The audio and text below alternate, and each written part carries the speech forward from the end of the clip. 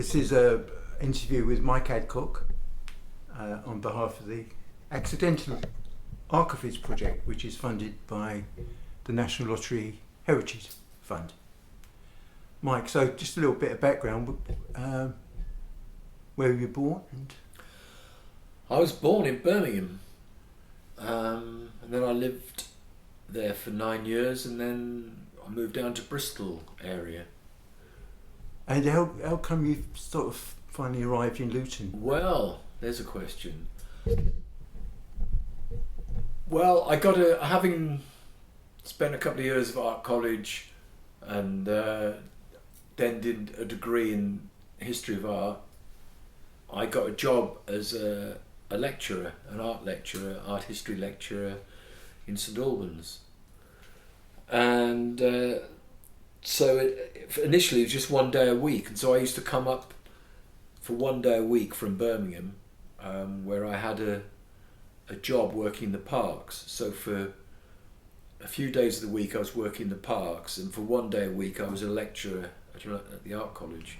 And so I used to come up and stay overnight in Luton, because I knew somebody in Luton who I was at university with, and she got a job teaching in Luton. So I used to stay in Luton for 1 day a week. And then once I got 2 days at the art college, I actually moved up to Luton and shared a house in Hightown. And so then I was living in Luton, and through somebody else who I knew at school, who also had moved to Luton, she said, "Oh, you should meet a couple of people I know who are musicians." And that was Tim Powell and Paul Jolly, yourself, sir. Yes. And then I met Muddy and various other people. We used to just go for a drink in the George, right? The George. Yeah, I remember. And then we started playing music together. I started playing music with Tim and Paul, and we didn't know each other. And it was very, very odd. We used to go around to the house where Paul and Muddy were living in Clarendon Road, and we used to go and do some free improvising, me on the piano. But we hadn't really had a conversation. But we got to know each other really more through music, and then after a while we started talking to each other as well. Yeah, can you remember what kind of year that was? Because it was pre 33, wasn't it? Yeah, it was. I started working at the art college in September '76, I think. Yeah. And so I would have moved. I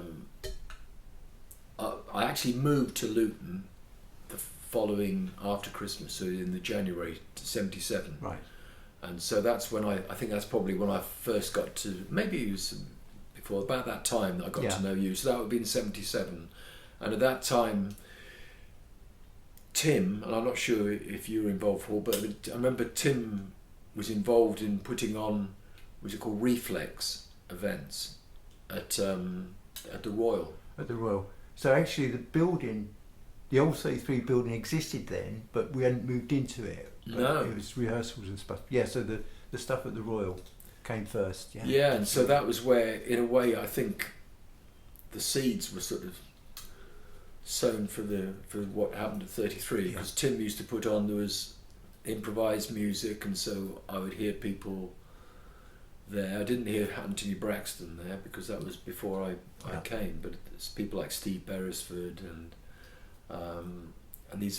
they show films up at the Royal upstairs, and an artist called Ian Breakwell who used to keep a diary. Yes. Yeah. And that was the one that sticks out, with Ian Breakwell appearing there. And most of his performances were based on a diary that he produced, an ongoing diary. He was also a filmmaker and artist. And I think they're on a Sunday afternoon, these events. And on that particular Sunday afternoon, the landlord and his wife were having an argument. And so Ian Breakwell was showing his films, and it was next to the room upstairs was the kitchen. And the landlord and landlady were having this really heavy argument, to the point where plates were being smashed, and so it was the soundtrack to his films. Became these people shouting out and bellowing, plates smashing on the floor or on the walls, as an accompaniment to this film. So afterwards, that event apparently also went into the diary as one of the... Yeah, because he kept that diary for years. He did, yeah. So that was a particular memory, and my memory of seeing Steve Beresford there and other performers, and that was at the Royal. So that was before 33. Yeah. Yeah, because at that time I think the building that became 33 was used by the amateur theatre group from Luton. Right. Which we eventually moved into, yeah. So you went on from that time, apart from all the work you did with us, you went on to have a professional career in the music business in a way, didn't you, as well? Not for a few years. Yes. I was working for 10 years, from 76 to 86, because I was just over 10 years, yeah. But I was working, lecturing at the art college, but also I was already playing music, and I think in 1979 I started my first band, because I'd been playing with with Paul and with you and Tim, and in a way it seemed like the most radical music you could possibly have is free improvising, free jazz, where anything is possible. But in a way typical of me, I think I even after a while felt I wanted to subvert that. And so when 33 did start, and so that must have been, when was that? Was that 78? Well, it's up to debate actually when it started, because we never get records. Part of the whole thing, we didn't document the things properly. Hence the Accidental Archivist idea for this project. But yeah, like Muddy thinks we moved into the centre in 77. The charity started in 77. So I think you arrived in Luton right on the cusp of that building. Yeah, and the negotiations.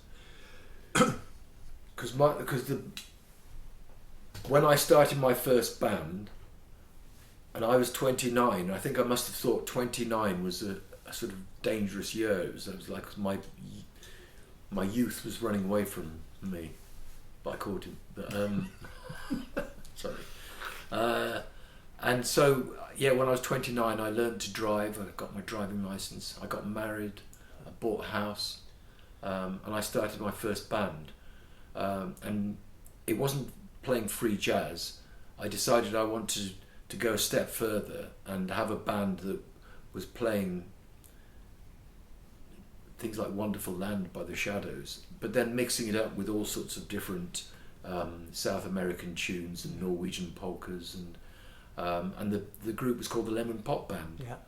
And we did our first gig at 33 in 1979, November. Cool. 1979. Yeah, and that was in the old, I remember that gig because you did it in what was the old rehearsal room, didn't you? It was a soundproof room. Soundproof room. It became a soundproof room. Yes, that's so right. It may be right at the start of the soundproof room. Yeah. And so we did the concert there, and much to my delight, and later in Lemon Pop Band, Tim and Paul joined that band. They could see a good thing when they saw it. Commercial feature. But they were in the audience that night. Yeah. That night, and another musician who I didn't know so well then, but Tim and Paul had known for years, Mel Davis, was there. Yeah. And I remember Mel coming up to me at the end, and I felt a sort of sense of satisfaction, because I thought nothing could ever sort of shock people who play this sort of free improvised music where anything is possible. And he came up to me and looked very troubled, and he asked me, and sort of took me aside and said, why should I want to play Shadows material? So the Lemon Pop Band was formed, and so we did a few, and then Tim and Paul joined that band, and we recorded an album.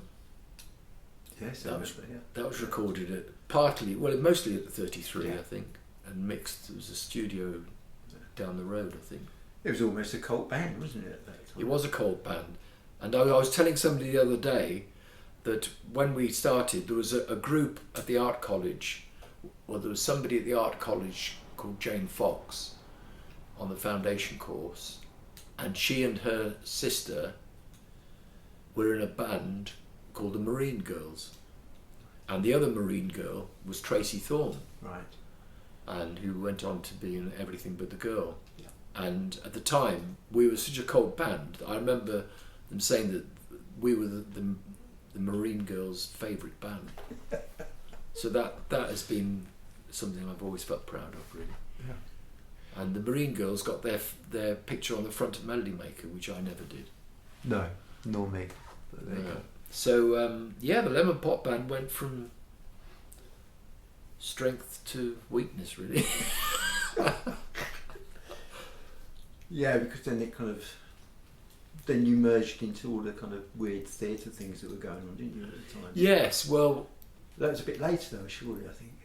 a bit later, but it wasn't that much. Yeah, it must have been sort of early 80s when you were thinking about the Fabulous Random Band. Fabulous Random Band. Yeah, but when 33 opened and I came to see things there, and I particularly remember the first time I saw the People Show there. Yeah. And got to know some of the people involved in that, and got to know other people at 33 who became interested in doing some theatrical work, performance, and then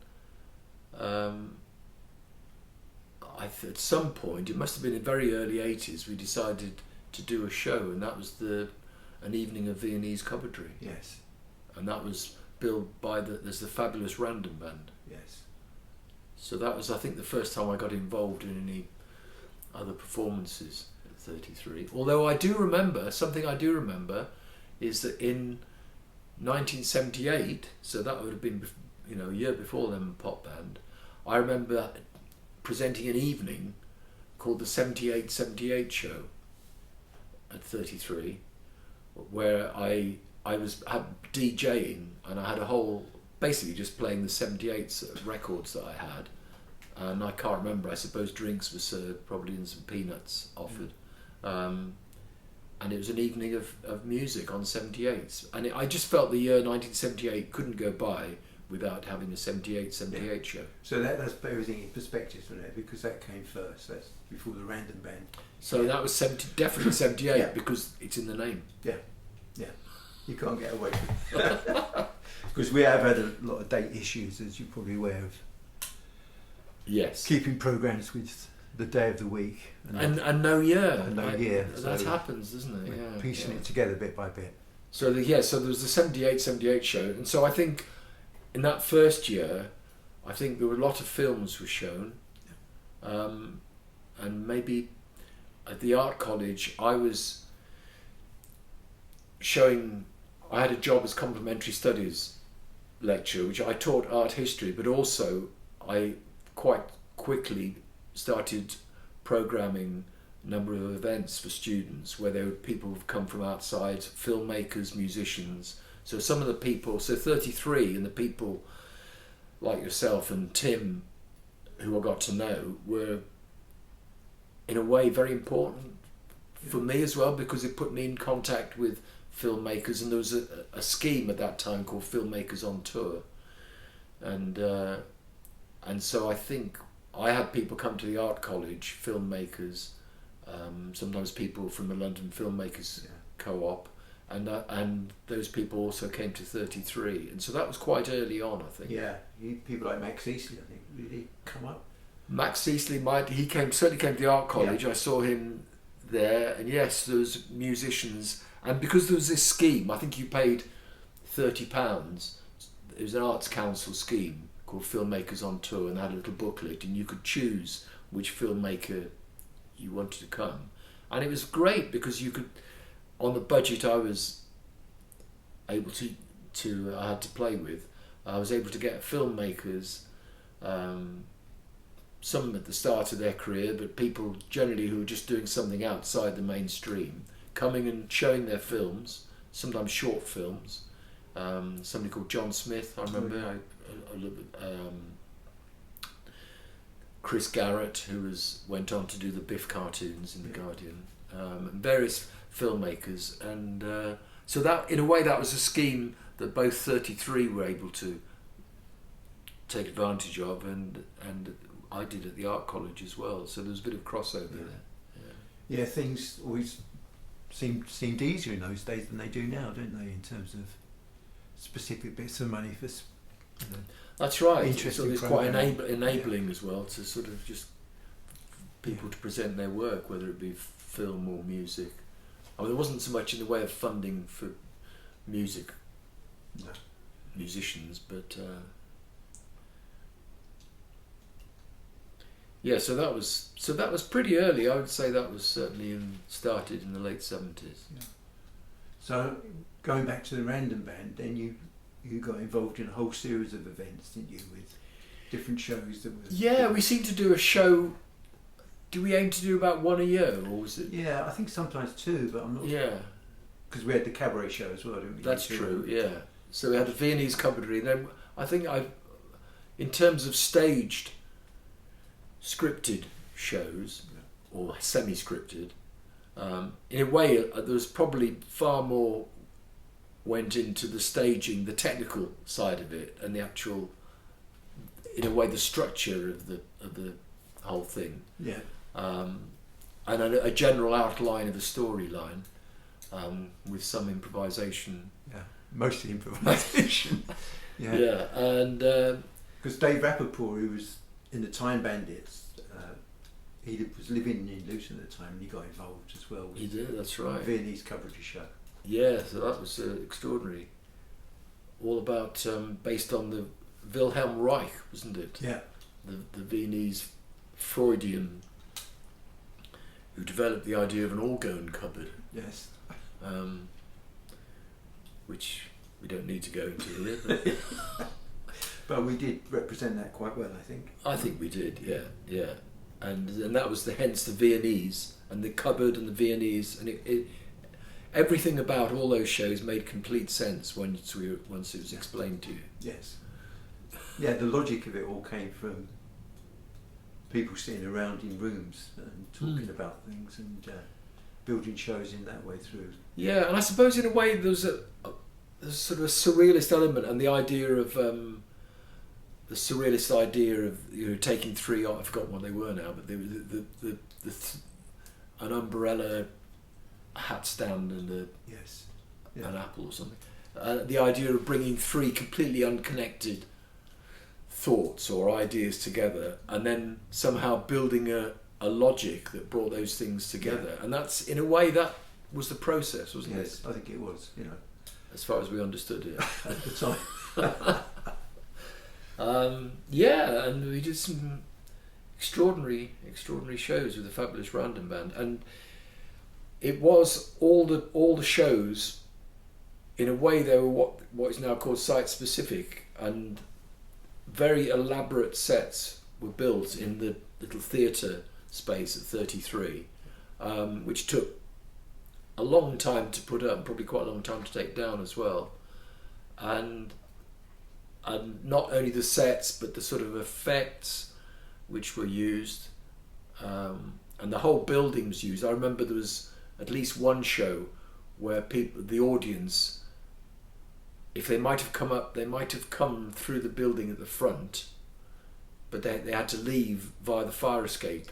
Yes. I think it probably wouldn't be allowed through health and safety now. No, there was one show, I forget which one it was, where it was like that, like a promenade show through the building, and when the audience thought they were getting away with it, they actually met someone on the street outside. That's right. I think you were involved in one of those. Yeah, I think so. Yes, and there was often confrontations at some of the shows. Sometimes it was staged. Sometimes it ended up almost being deliberate. Fights were almost started between members of the audience and the cast at some points, I think. Yeah, there was that. I forget which show it was. Secret of the Ages, was it on the plane? Where there was a hijack went on, wasn't it? And then dear Ray Levine, who's no longer with us, I think, punched a member of the audience. I think didn't he? I think he I think the hijackers had stolen a handbag or something. Yeah, well, I think the hijackers had guns. I think Yes, they weren't real guns, but I think he coshed one of them with the butt of his gun as well. I think that was he took.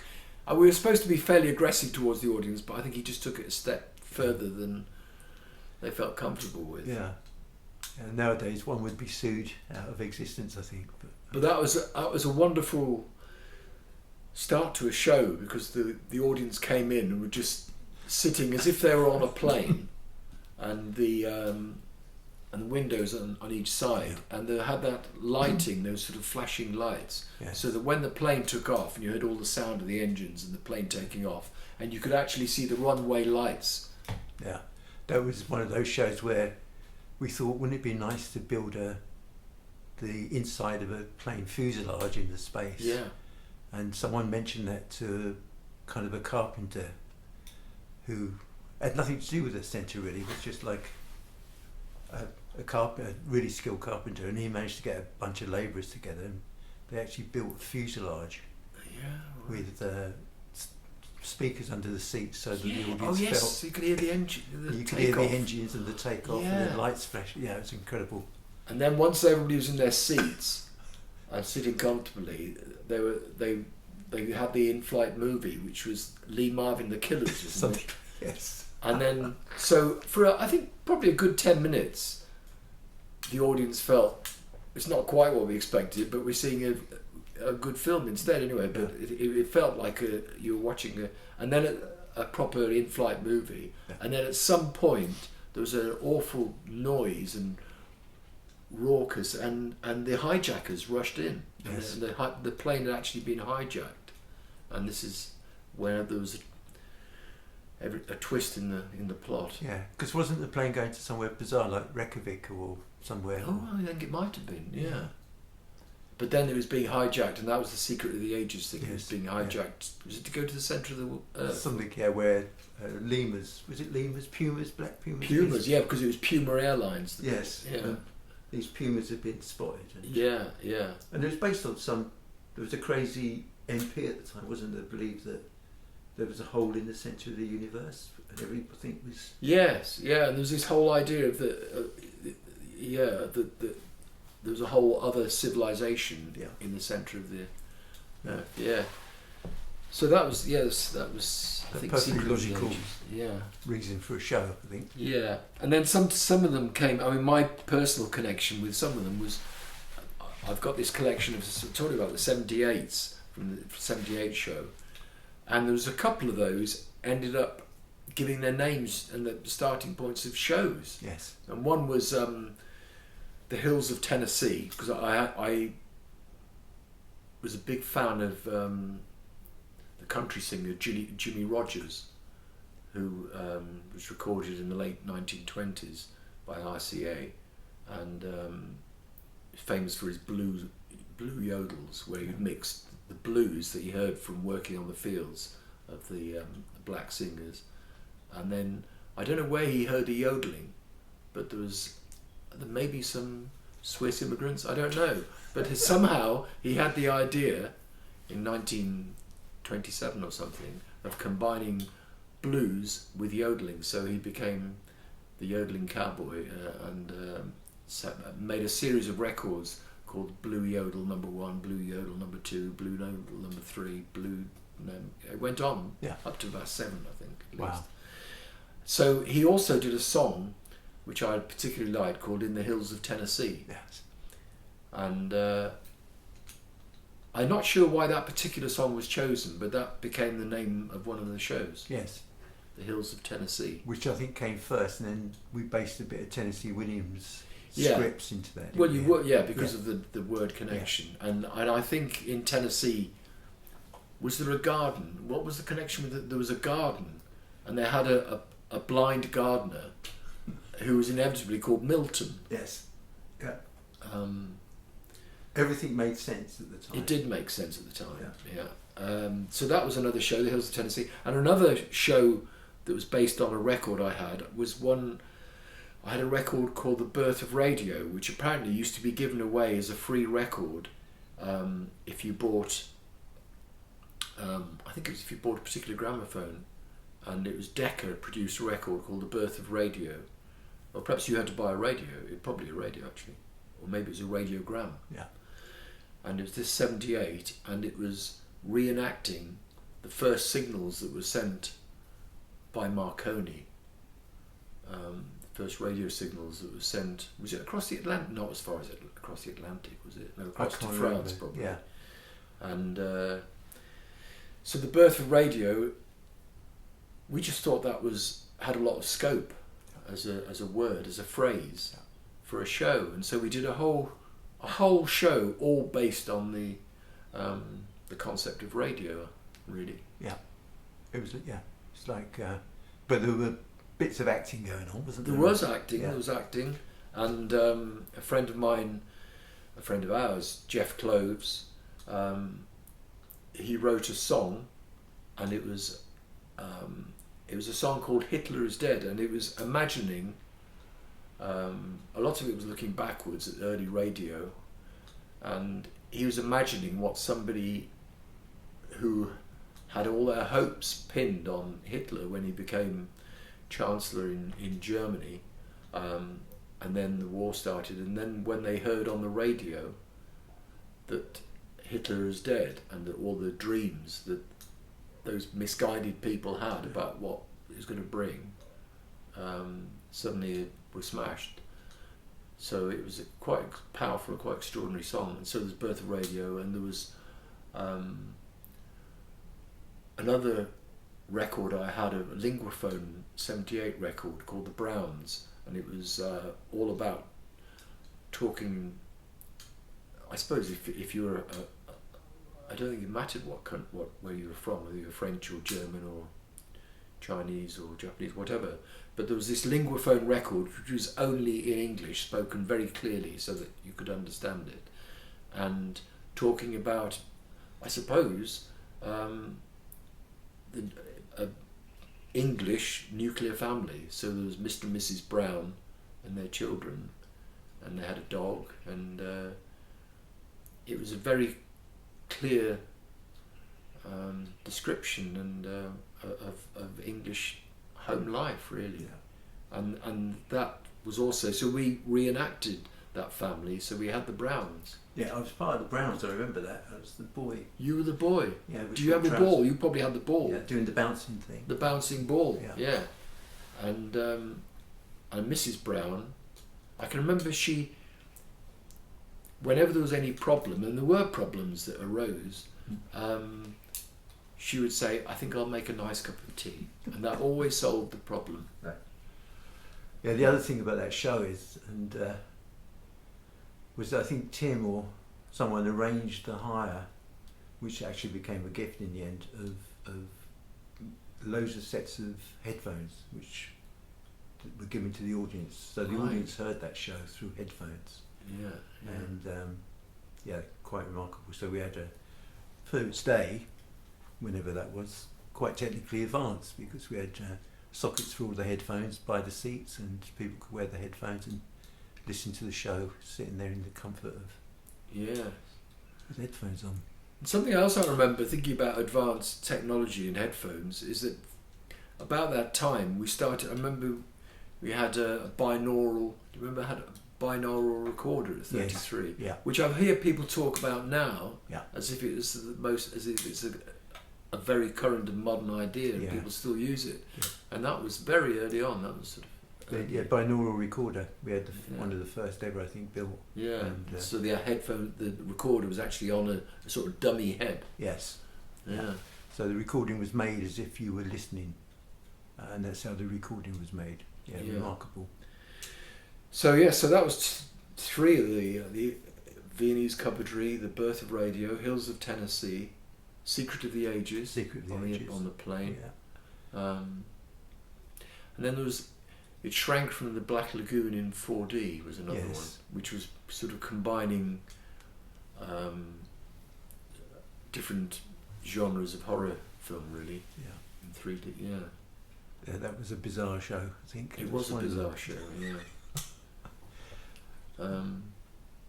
So you were saying earlier about stuff being site specific, and I guess with everything else that went on at 33, and did go out, like musically, everyone went out and played gigs and different stuff. But the shows, we never could tour very well, could we? Because they were so site specific. That's right. So, although it would have been possible, I mean, to do something like that, you'd have to have a pretty good budget, and or somebody else would have to buy the idea and want to put it on.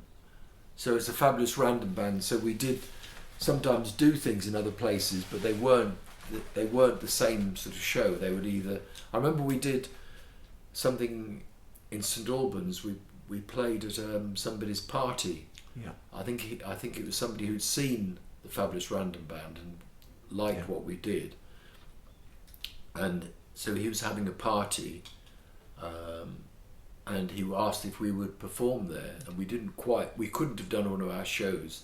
There was no way in which we could set up and done it credit really, so we approached it in a completely different way, and I think we decided the only contribution we could make was to actually infiltrate the party in some way. So we actually went to this party in St Albans in Sopwell Lane, a rather nice part of St Albans.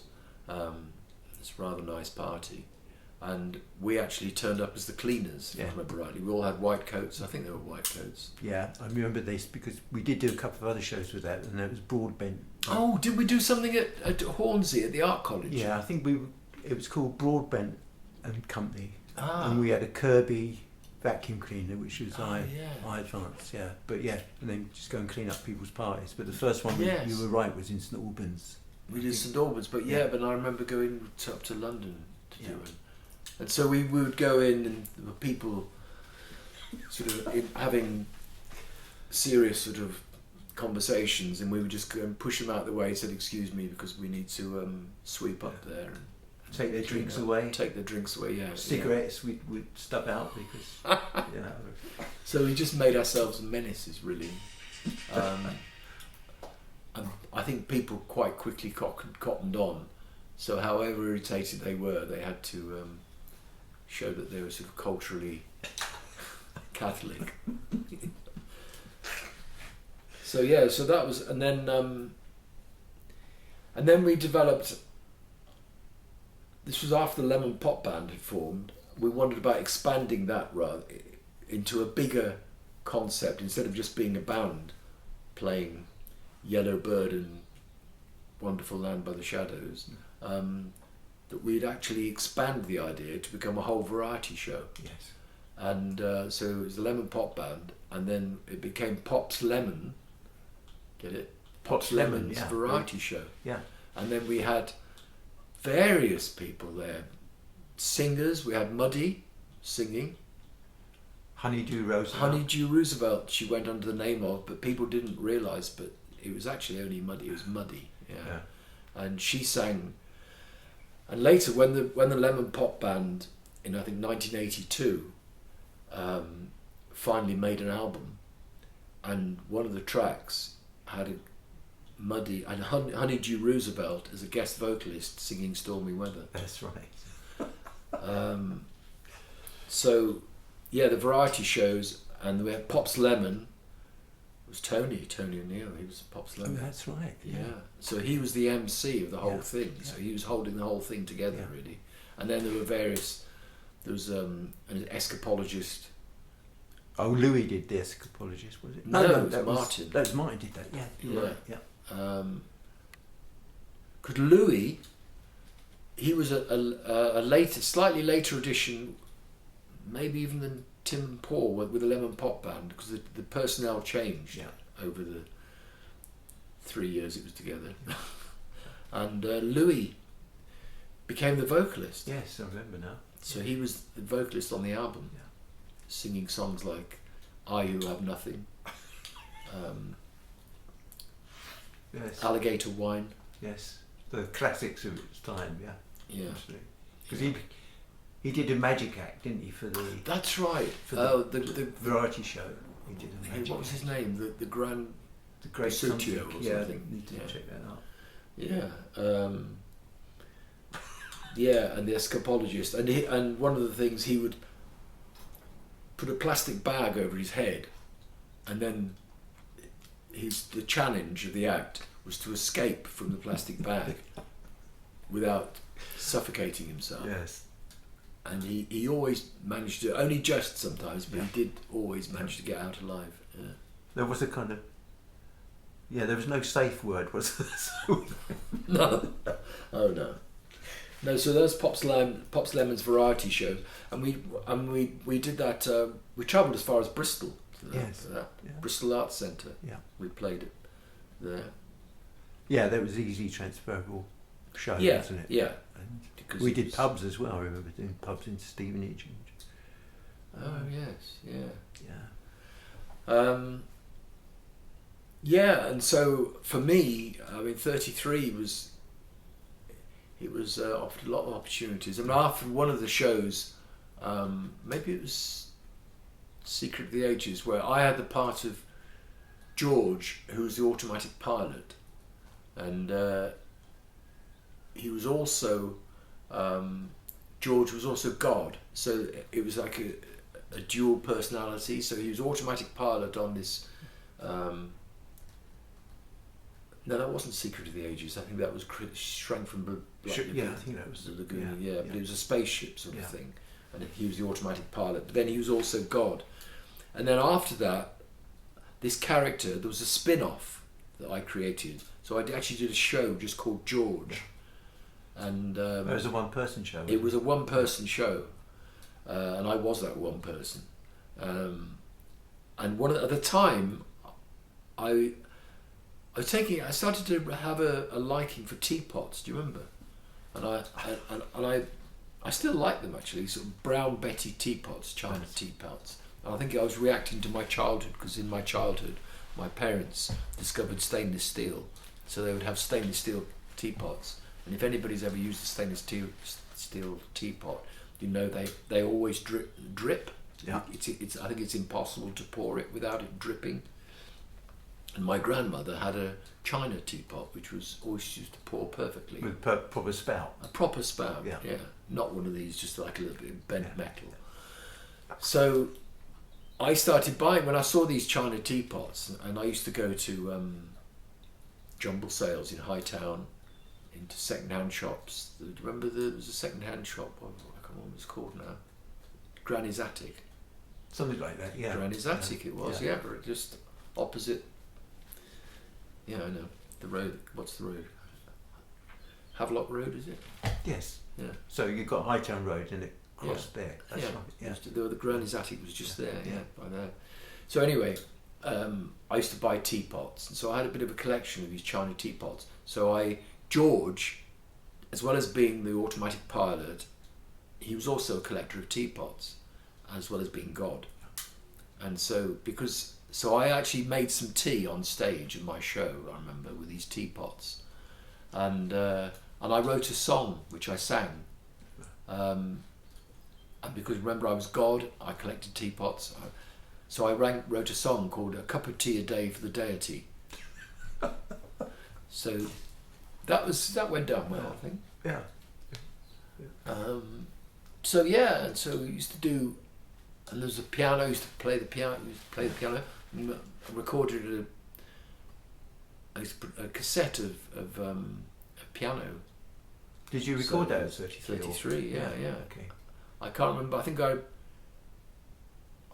probably might have used there was a small grand piano. Yes.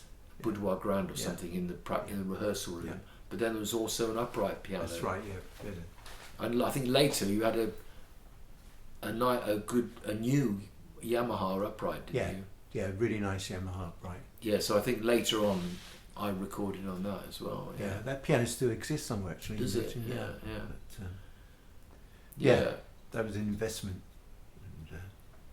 And that soundproof room was used for a lot of things, and just rehearsing and just getting together and playing. And yeah, I mean, over and above all the work that went on at 33, there was a kind of a social atmosphere, wasn't it? A lot of these projects came because people had the room and space to talk to each other, and it was an interesting process. I miss those days.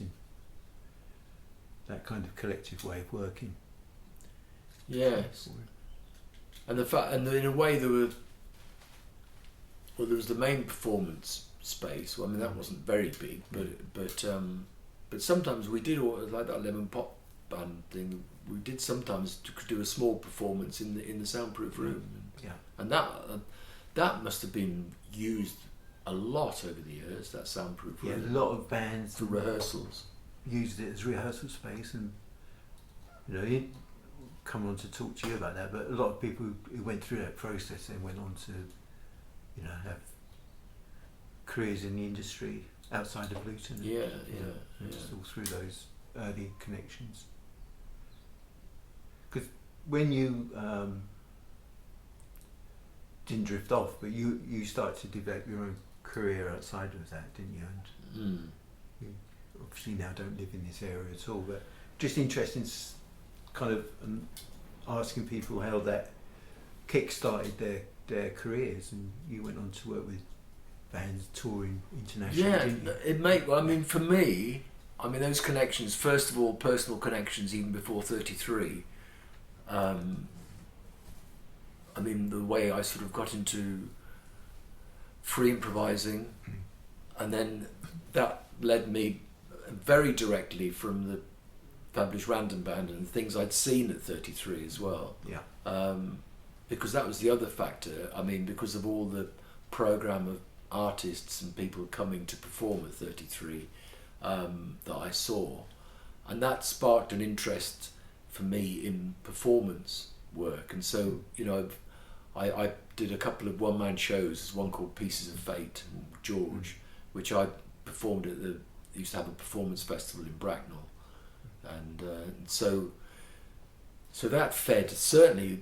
Just seeing people there, the people who you just turn up and you've never seen anything like it before, and people. Those theatre groups. The names escape me. Fort Beard Fantasy and Fort Beard Fantasy. People Show, obviously. People Show. And what was his name? Ian. Not Ian Breakwell. No, some. No. Yes, it will come to me in a moment. Yes. I know what you mean. The crazy person. Yes. Yeah. So there's lots of. So that a lot of people, it must have started and triggered ways they went into different ways, into performance careers, into different parts of the industry. I think I've been thinking about it, but the fact that the space was small, but the touring groups that came through were, a lot were quite well known, but because of the kind of atmosphere of the place, the audience got to speak to the artists, and there was a lot of connections made that way, and artists were much more generous, I think, in those days in terms of sharing. And and sometimes there were people I saw there. It was a bit later, but who I just never have expected to see. I was living in St Albans then, and then I think I was still living there for the length of, maybe not, because I moved down to Gloucestershire in 2006, I think. Right.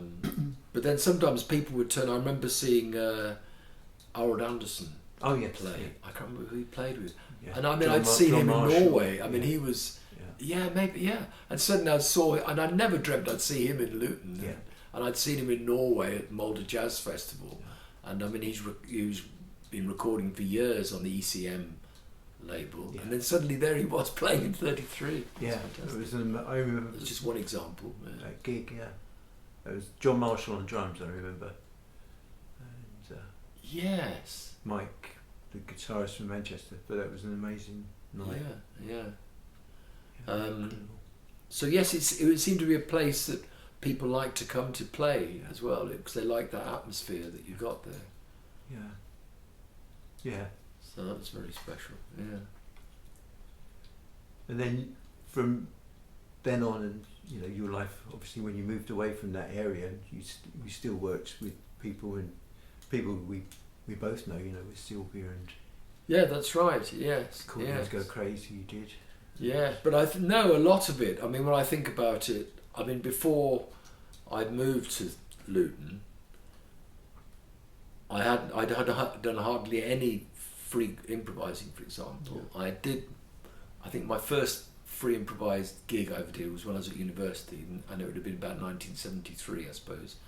And there's a guitarist called Dave Draper who's still playing in London, and he'd been at Essex University, but he had a studio there, and we did a free improv trio, and we were supporting Chris McGregor. Right. Incredible. And I had a piano frame, I remember, which with a guitar pickup on it, and Dave Draper was playing the guitar, and there was another guitarist, John Studhall, and I'd never played anything like that before. Yeah, and to Chris McGregor, I knew about Chris McGregor, and I'd seen Brotherhood of Breath. Yeah, legendary band at that time. Yeah, so then that was a one-off. And then it was another 5 years or something before I met you and Tim. But then that was really when I first started becoming really interested in free improvising, and not just free improvising, but also just different approaches, as I say, to performance and theatre, and the fact that you could mix all those things together. Yes. That I think that was one of the key things. Because you did some work with Lowell, didn't you? Lowell Coxdale. Yeah, and I think I'd seen Lowell when I was at Essex University as well the first time, and then because he lived in Welwyn Garden City in Digswell, and I'd seen him at 33, I'm sure, and then got to know him a bit, and then he used to come to the art college, and so we started getting to know each other, so things came from that. And then there was all the other people from the London Musicians Collective who used to, as I say, just came to the art college, but also I'd seen at 33 people like Paul Burwell. Oh yes, yeah. As you say, Max Eastley, Steve Beresford, David Toop, all those people, and there was a direct connection because it started. It all started for me with 33, really. Crazy things, and trying to put all that in perspectives. Been a bit crazy, but because I've been, part of the idea of this project is to make other people aware of how important documenting your own career is, or documenting your work, and that's something that we were really bad at or didn't think about at 33. I think you think it's probably because at that time, I suppose it depends on the type of person you are, but in a way you were in the moment and you were doing things in the moment, and in a way maybe because improvisation almost by definition is a thing that is transitory. It's in the moment, so the fact that those fabulous random band theatrical shows, we have got some paperwork of those, but that was in a way because that was the only way that could have been achieved. It had to be set out schematically, but it wasn't in terms of existing. I happen to still have some of them, but they weren't intended to be kept or for posterity or anything like that. It was things were reused, weren't they? And and you realise, there's a lot of things happen. I suppose it's like tape and film, videotape and things like that. You hear all these stories about the BBC wiping stuff just because it was so expensive, and it's a classic story about Albert Eiler, isn't it? Yeah, of course, all that stuff lost. Because apparently some producer was just walking past the door and said, "You can wipe that for a start," and it was the only one of the only video recordings of Albert Eiler playing. Yeah, no.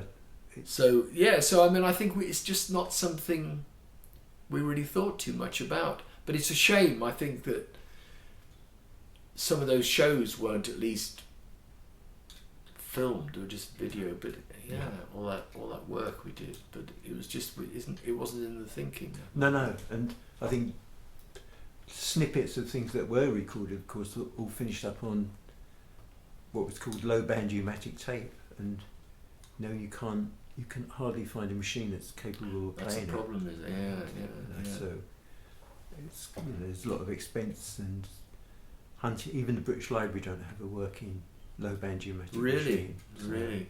It's a couple of commercial companies who saw ahead of the game and realised that one day someone might do that. But No, and even film, I wanted to transfer some, I think it was some Standard 8 film, or it might be Dual 8, I can't remember. Yeah. And fairly recently, it was something that I've got that I just never managed to even process. Yeah. And I looked into that, and they said, oh, there might be somewhere in Germany, but otherwise it's somewhere in the States. Yeah. And there's nowhere in this country that you can get it done. You can get is that Super 8 or 8mm? Because it was 8mm, yeah. 8mm, but it's not just having it copied. You can have it copied from film, but I've got some that's about nearly 40 years old that's still in the camera. Right. And it might have deteriorated completely. Yeah. So I just want to process it. Yeah. Process the film to see if there's anything on there. Yeah. And I've looked into it. Yeah. And nobody says, no, not in this country, you won't. You know, maybe in Germany, otherwise you have to go to the States. That's crazy, isn't it? That's really crazy. But because we're in this project also interested in what people did after 33. I'm always fascinated by your fascination with Slate and well, that was a long time later. Yeah. I mean briefly. I worked at the art college till 1986, and I was doing music with the students there. I was improvising. I mean, we did gigs here and there together and different things. And then I suppose one life-changing thing was about in 1984. I bought a piano accordion, and 84, 85, and then I used to go to the London Musicians Collective and do gigs there. I think there was one gig we did at the LMC, just as the Health Cuts. Health Cuts, yeah. And that, I mean, in a way, that sort of grew from 33, because that was a music show, but it was at the time of Margaret Thatcher's reign, terror. And so I decided to do this show called Health Cuts at the London Musicians Collective. Because I had all these various contraptions, stuff I bought in jumble sales, bits of rubber tubing that looked a bit dubious, and various sort of things for massaging and various bits and pieces. So I took these bits of paraphernalia which I could use alongside musical instruments, and asked various people to play. So you played it. Yeah. I asked Mike Cooper, but then he had a bad back. I think Roger Turner played instead. Roger did that, yeah. Max Eastley played, and I asked Lowell to do it. And so Lowell went, and he went to was it Lawrence Corner? Do you remember there's a shop at Lawrence Corner where you could buy sort of government surplus and sort of stuff? And he went there before the gig and bought a surgeon's I know, he turned up dressed as a surgeon. He turned up dressed as a surgeon and spent most of the gig. I was sort of probably not the most confident of people, and I was really chuffed to have got Lowell Coxall to come and do this gig. And he spent the whole time just walking around the stage saying, I could be playing somewhere else tonight, you know. I could be playing with a lot better musicians than you know.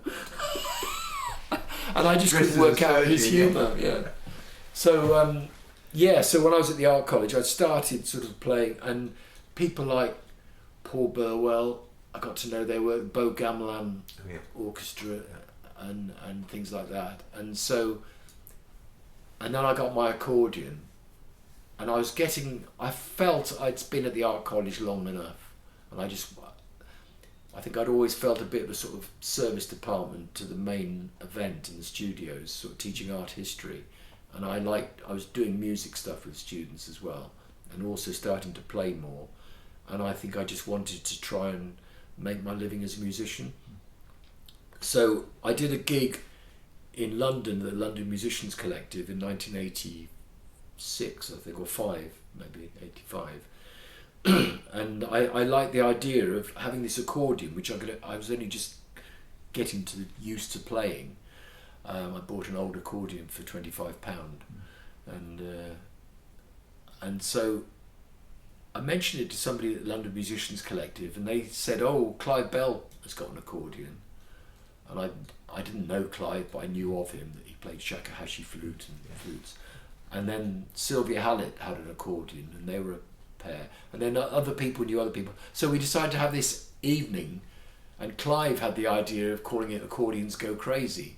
So we had this one evening when we had all people who happened to have an accordion in a cupboard at home, came along. I think we met at 6:30 trying to decide what we're going to do. And Howard Skempton, who I knew of as well, who was in the Scratch Orchestra and is now, highly rated composer in his own right.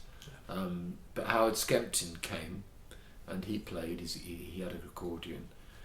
And then also, who else was there? Oh yeah, Clive lived in the same house, and he still does, as Kazuko Hoki, who was in a band called Frank Chickens. Oh, right. 3 Japanese women. Yeah. And she came to the gig and she said, she really enjoyed it. And it was a real ramshackle. It wasn't a band, it was just an evening of accordions playing a few tunes. We got together at 6:30 and we tried a few tunes together. So she said, I'm doing a benefit concert. It was after the miners' strike, and there was a benefit concert for miners' wives at the Porchester Hall in London. And she said, would you fancy playing? So she was playing with Frank Chickens there. There was the Popticians. Do you remember the Popticians? Yes, yeah. With Keith Hagley. Yeah. John Hegley. John Hegley, yeah. Luton man. Another Luton person. Luton man. Yeah. Well, his band, the Popticians, they were playing. And top of the bill was Billy Bragg. Right. And Billy Bragg, that week it was on, had his record Between the Wars, was in the top 10. It was number 7 or something in the charts. So the Porchester Hall had about 2,000 people there. It was packed out. And we were on stage. It was the second time we'd ever appeared. There were about 12 of us. I remember Dean Broderick, one of the people, and he turned up and he had a greatcoat and he had a bottle of vodka in his pocket, and which kept coming out on stage. We had no idea what we were supposed to be doing. And then we were playing to all these people with Accordions Go Crazy.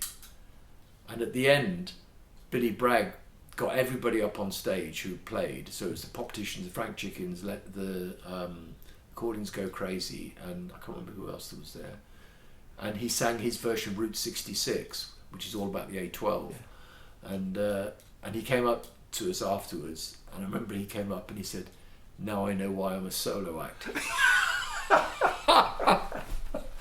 So that was Accordions Go Crazy. Yeah. But anyway, after that, through another friend, he said, a German friend, Christoph Wagner, and he was friendly with somebody who had a record company in Germany, Trikont. Oh yes, yeah. And in Munich. And he said, I'll send them a tape, see if they're interested. And he did, and he sent a cassette. And so in 1988, they signed us up for 3 albums. Yeah. So that's when, and so then I decided, it must have been before that, 87, that we started with that. And I was just thinking of leaving the art college, and I thought, there's possibility of this record deal. I can't do touring or anything. So I just decided to give my notice in. Yeah. So I did. And I remember shortly after that, I actually came and worked at 33 for a while. Do you remember that? Oh, you did as part of that team of people, was it? Yeah. Yeah. I can't remember what I did there. Yeah.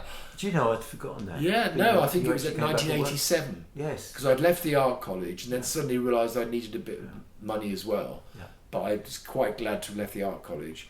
I'd worked for a term in comprehensive school in Dunstable, right, as a music teacher, and it didn't really. I didn't think I suited them, and it didn't suit me. Yeah.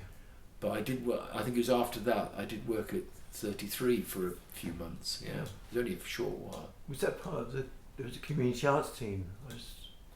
I can't remember what I did there. I can't remember if I did anything helpful, but. I think I was probably doing mainly some sort of admin stuff or something. There was somebody called Sue working there, I remember. Oh, Sue, yeah. Yeah. And Wendy was working there at that time. Wendy, I think, was there, yeah. Yeah, because I think at one point we had, and that's incredible how things change and funding changes, but we had a community arts team there that did outreach work. And I think perhaps you did some admin for that. Yeah, because I can't remember actually going out and doing the work. No, not really. I mean, we have done things out at various times. Yeah. But with that particular time. Yeah. I remember doing something with, what was that? I remember doing a big thing where, was it an opening for some statue or some sculpture thing? I remember, I've got a picture somewhere of us processing. It was out in the... It wasn't the Burning... Sort of Dunstable Down or somewhere. It was some... No, where was it? It wasn't Burning the Town Hall gig that we did. No, it was... I've got a feeling it was out in the country somewhere. But there's this procession. I'm playing the accordion and you're playing soprano sax or something. And I can't remember. Yeah. Anyway... I always remember doing the gig with you in that mental hospital we did, where the lights were... Were you on that gig? I can't remember where it was, but where all the inmates of the hospital were holding lights to... Oh, that's right. Yeah, it was somebody called Roger, who's a friend of mine. Yeah, that's right. And he worked. Yeah, and he asked us to go along there. Yeah. And all the inmates were holding lights under their faces, so they looked like ghosts. And and was that where he put some tape that said you're not allowed to go beyond the tape? Yeah. And they were really keeping to it, but they were sort of bending over like this. No, it's great. Yeah, no, I'd forgotten that. Yeah. But so then when Recordings Go Crazy, that's when I I just decided that's what I was going to try and make my living through music, and I sort of did scrape by with them for a few years, because we did quite a lot of work, didn't you? Yeah. We did a lot of work, not in Britain. They never quite understood us here. And we played at one festival in Britain, Trowbridge Folk Festival, and we were on the main stage. So that was the highlight of our career. Yeah. And when we were playing, there was a power cut, so we ended up playing acoustically. But no, it was strange. For some reason in Germany, I suppose we got an agent over there. So, but the audiences seemed far more accepting of. They didn't sort of pigeonhole you so much. No. So. Because we played a mixture of our own material, playing traditional music from different parts of the world, revamping sort of pop songs. We used to do SOS by ABBA and Heart of Glass by Blondie and various songs, and then in between some free improvising. So it was a bit of a mixture, and I think people certainly folk festivals just didn't get it here really, which is a shame. But in Germany, they just seemed to accept us. Yes. So we did a lot more work, lots of touring over there, and radio and TV and stuff. Yeah. But that lasted until about early 90s really. Yeah. But then later in the 2000s, I sort of discovered that people were making music using stone, and so I started getting interested in that and started making my own instruments using roof slate. But that's taken you around the world as well, isn't it? Yeah. I've been twice to Vietnam, to Indonesia, and the nice thing about that is, it's a long way to go just to see a bunch of stones. But I mean, it was the focus of, you see a lot of other stuff and hear some other wonderful instruments, but in a way it was the starting point, the motivation for going to those places. So I'm now, and I've been wanting for years really, to write about music stones, and I set up about 10 years ago, so 12 years ago, set up a website, lithophones.com, which is all about musical stones, and I still get stuff. Something today, I got an email from somebody, people who've come across it and just make inquiries, and so it is just a fascinating story, and I'm now writing this book about it, which I'm hoping will come out this year. And just through that, it's extraordinary actually. I'm talking about the people I've been looking about in the 1840s. And it was like Pop's Lemon Variety Show. Right. It was extraordinary. This stone instrument they used to take around with them. There were a few of them. They were family bands. And one of them in the 1840s, I've worked out they did well over 1,000, over 1,200 gigs around the country, possibly in Europe as well. Yeah. They played at Buckingham Palace for Queen Victoria and Prince Albert. And they carried stones around them. It weighed about a ton, and they would take it around horse and carriages, and they were extraordinary. And then after that, later there was another family band called the Till Rock Family. I'm writing about at the moment, and they went over to the States, but they were a variety show, so they had all these other instruments, and they had things like they had swinging harps. So I don't know if you've ever seen there's a music hall thing that John Kirkpatrick is he's a great English accordion player, sort of melodeon player, and sort of records with Richard Thompson and these different people. But anyway, he does this thing, and it's a music hall trick. He plays the concertina, and he plays the bells of St Mary's. So he plays it going round like this, and because you sort of get this sort of phasing effect. So it sounds like church, bells. You hear it, and there's a bit of wind, and it goes. Anyway, these swinging harps. So this band in the sort of 1870s, this family band, they had the swinging harps. So they would play these sort of box thing. There's something called fairy bells, and they were sort of like a zither sort of box thing. And then they would swing them around, so you get these strange sort of sounds. And and then they had zithers and ocarinas and just lots of different instruments. So there's this whole variety show thing back then. And that went to the States. Then they went to the States, but they were playing at religious conventions because they came from Keswick, and somebody told them they had this sort of evangelical thing going on in New Jersey, I think it was, and at different places they'd have this convention where about 20,000 people would turn up, and they had and they were booked to play at these things. Wow! And apparently, and their concerts, there was a connection with Thomas Edison, and he was just having his first phonograph, and so he used to go on as a support act, and so he would go on and demonstrate this new invention, this cylinder gramophone thing, and he could record on it as well. And he would go and demonstrate this and get the audience to come and talk to it. And then they'd have the rock band. They were called a rock band because they played rocks. And the posters, the first lot in the 1840s, the posters called themselves the original rock band. Wow. Yeah. God, I didn't know that. Yeah. It's amazing. So that is just extraordinary story. So sometimes I've been reading about that recently and thinking about the Fabulous Random Band, and you think actually they were pretty doing some strange stuff then as well. Yeah, that's insane. Yeah, because apparently I think you told me that someone mentioned to you about slate, playing bits of slate, and they said it couldn't have been that because in Wales it only came from. Was that a story, or have I got that wrong? Someone had mentioned to you about slate playing as well, because you can make music with slate, can't you? That's what I make. I make it from roof slates. It's from roof slates. Actually, slate. And I did a workshop in Llanberis, so they got a slate museum. It used to be a slate quarry. Yeah.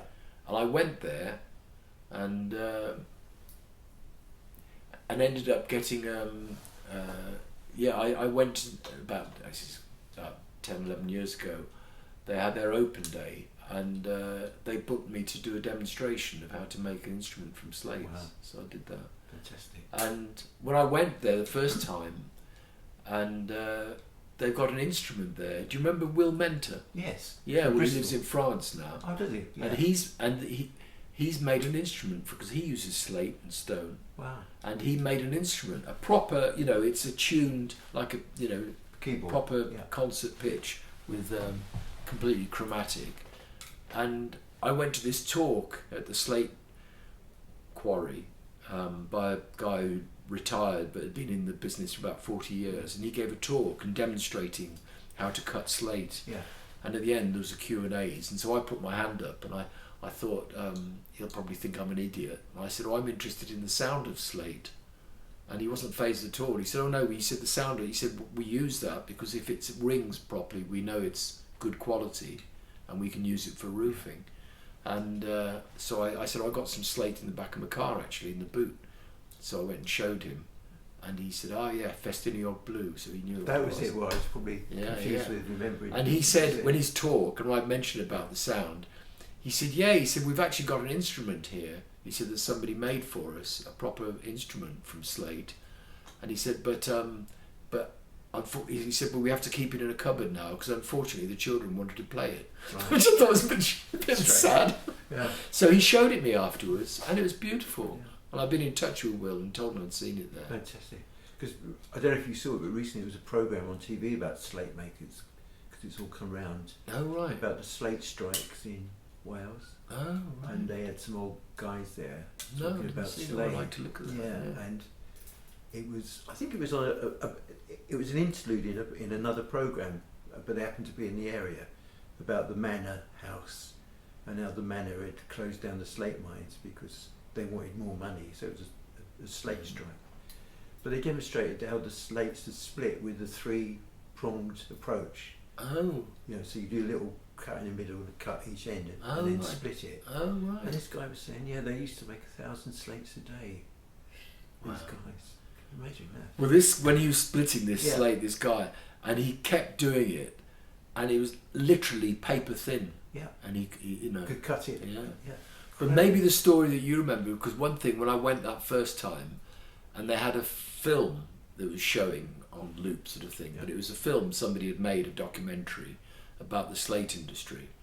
But there was something I really liked. They said in that, and they said that because when they, you know, all these aristocrats came from England, you know, and bought up the land, and then they opened these slate quarries, and they told everybody this is really healthy work because you're working outside, out of doors, and of course it wasn't at all, and people, you know, got these lung diseases from it and everything, and so somebody, I don't know when it was, but somebody in the 19th century, I suppose, said about these aristocrats, and they said in Wales, they said if you steal a sheep, they hang you. Right. He said if you steal a mountain, they make you a lord. Yes. Yeah. I think someone mentioned on this programme that. Yeah. Crazy. So because and you know, although it was a great industry, which is, you know, is lost now, but it's like coal mining or anything.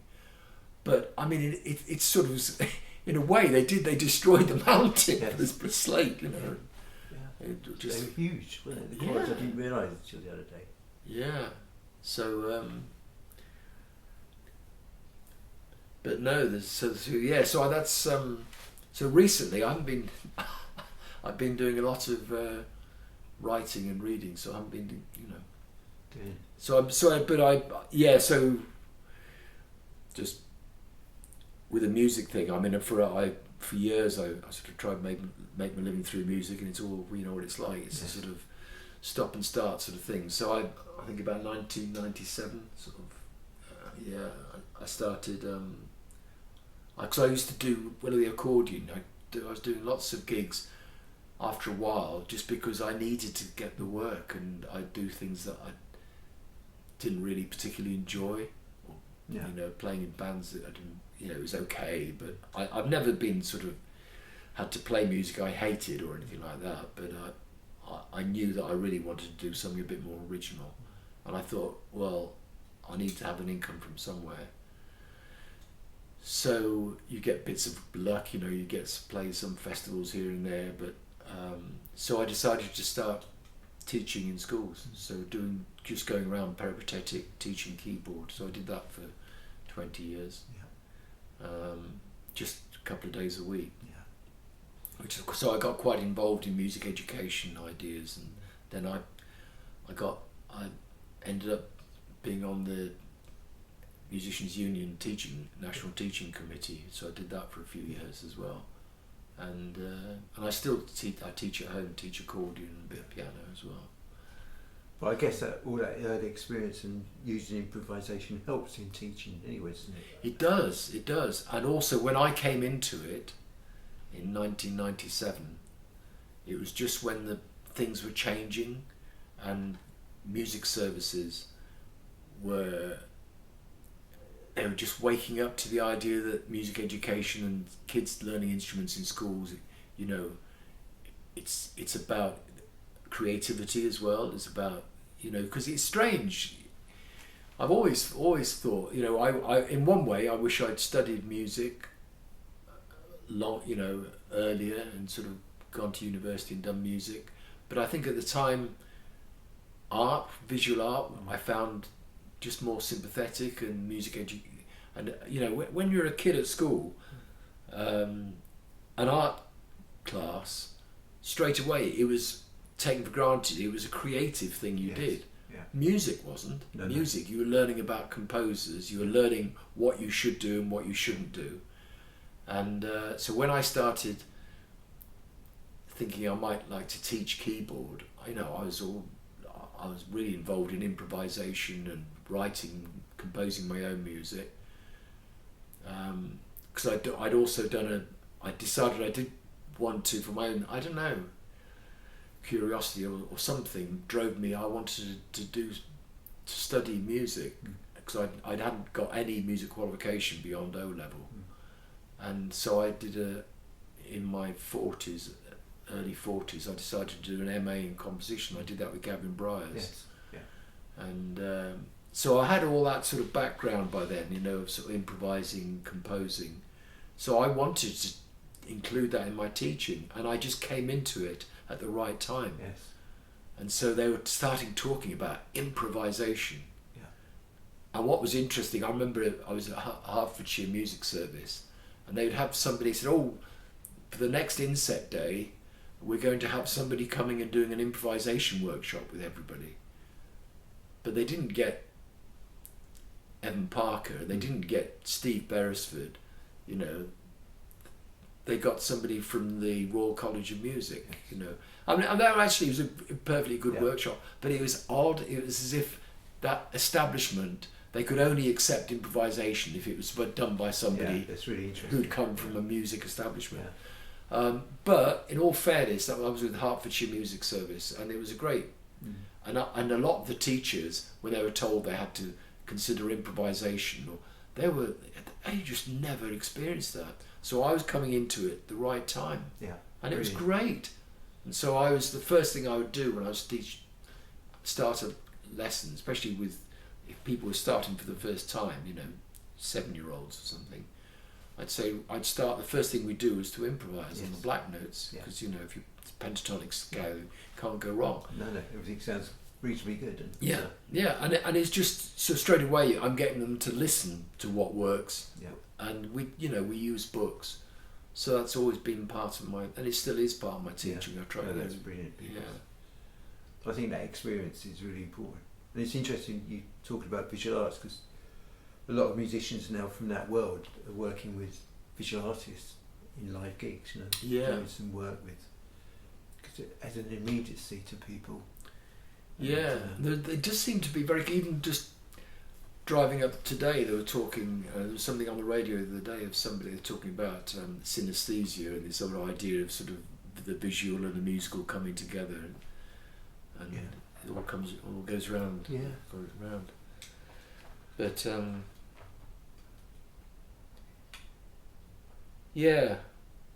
so we carry it with us. We carry it all with us.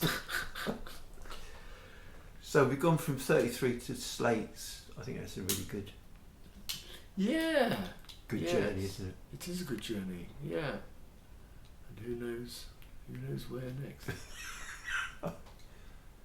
But no, I mean, it's definitely, for me, 33 was one of the things. It was a key thing. Not just saying it because it's you. No. But no, because at that time, I suppose at that time when you're in your, sort of mid-late 20s, you're starting to sort of think about what you want, or sort of maybe branch out, stretch to different things. And it was there. And also, I think what I liked about it, I find even now, I'm sort of often, I don't know if it's confidence, but it's like if it's the bigger things, in the bigger cities, and there's always lots of people there who sort of want to make their voice heard. But I think I really liked about 33, I think maybe why I sort of found myself able to get involved with it, was because it was small. So in a way that was its it could be a drawback in one way, because everybody would rather have a bigger space. Yes. But there was something about the intimacy of it. Yeah, I think that was really important. Yeah. No, I think it's right, and a lot of people I've spoken to, they've seen that experience. It's all about timing, isn't it? I think it was at the right place at the right time, and there were no rules. Yeah, and also, I mean, it's a dangerous thing to say these days, but I mean, when it started, and you and Muddy, and you came from where you came from, but there was, it wasn't sort of like somebody coming in from outside who'd just done a media course or done been to university and studied how to run an art centre. It was just coming. It was just a ground roots thing. It was bottom up. It was organic. And I think that was the other thing. So, if anybody stranger walked into 33, have a cup of tea or something, it wouldn't be somebody sort of on a desk sort of saying, yes, and can I help you? It would just be a more human sort of... No, and that approach worked for a lot of people, people came in to do drama workshops and finished up being filmmakers or... But the bottom-up approach, I think, is what's missing now. The kind of top-down funding seems to fund the organisation, and the money doesn't filter through to the people who need it. No. So that is different. Be nice to see things change again, but who knows? So, Mike, all right, 33 slates, and I think that covers it. Brilliant. Thanks, man. Good.